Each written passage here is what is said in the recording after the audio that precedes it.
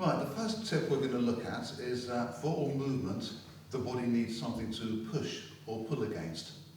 If I emphasise this, like if you're practicing a reverse punch, for example, it's very easy. You've got 2 feet on the floor. It's very easy.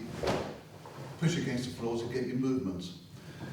If, however, I stand on 1 foot and try and do a punch, I can do it, but it's very difficult because I've only got 1 point on the floor and I've got less to push against. So that gives us a problem sometimes when we're kicking, particularly with roundhouse kicks or turning kicks as some people call it, and thrust kicks. When you've got 1 foot on the floor and the other foot's in the air, you haven't got so much to push against on the floor.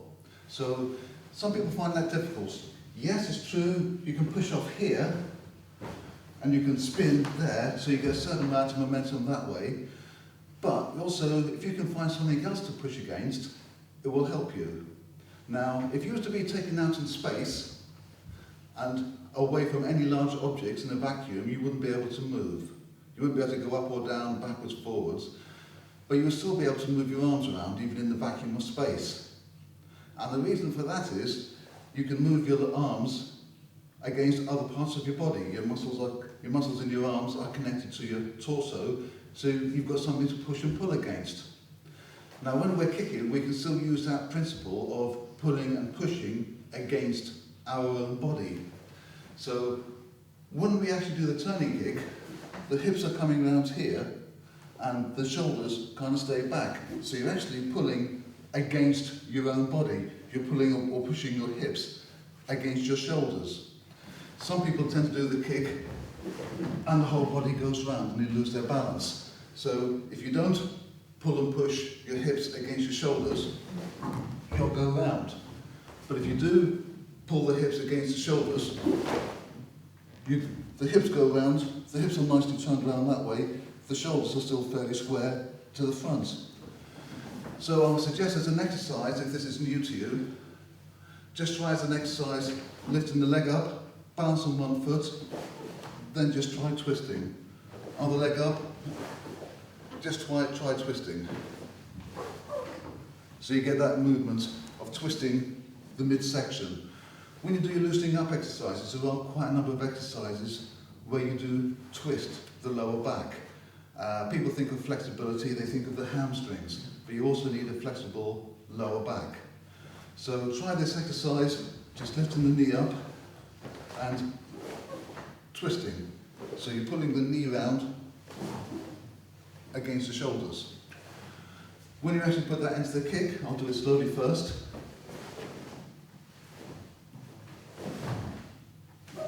The shoulders are staying reasonably square to the front, but the hips are coming right round. If I do that from the side,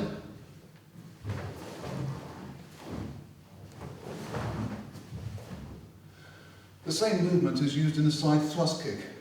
In fact, sometimes you see people that are taught that when they do the side thrust kick, they block down at the same time. Like that, blocking down there. It's a bit of a nonsense to think that you'll be blocking, because if you look at the distance of your hand against your foot, they're the wrong distance to be blocking and kicking at the same time. But the movement of blocking does actually bring your shoulders back, which gives you this movement that I've just been describing, of twisting the midsection so you're acting your hips against your shoulders. So if I demonstrate that with a side thrust kick.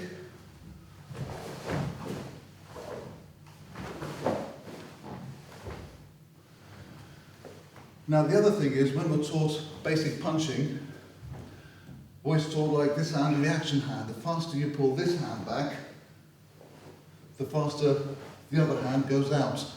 Opposite and equal reaction force. Well, we're using the same here, but instead of a linear opposite and equal reaction force, we're using a circular opposite and equal. So as my hips go around in a circle that way, I pull my shoulders back in a circle the other way. And this kind of method will work the same whether you're doing a roundhouse kick, or turning kick as some people call it, or a side thrust kick. So shown a little bit faster with a roundhouse kick.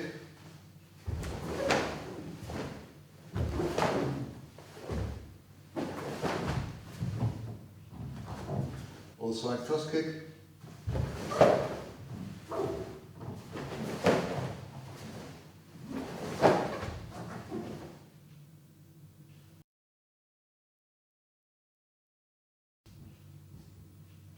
Right, tip number 2 that we're going to look at, keeping to the same theme slightly of having something to pull and push against, is you want to engage the core muscles of your body.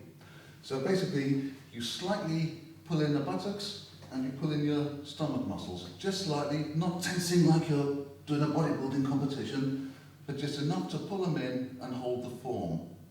So when the core muscles are engaged, as soon as you start to lift your foot off the floor, they've got something here to pull against. We're always taught the technique comes from the hips, or the Japanese would say from the hara, or the Chinese would say the tandian, but this is the area where a lot of the movement is generated from, so you have to have stability around your hips and your hara area.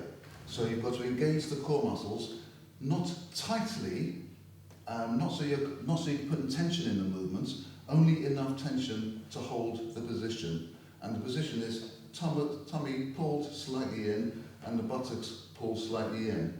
Then when you lift the foot off the floor to kick, again, you've got something here to pull against. So that's tip number 2. Have something here to pull against when you kick.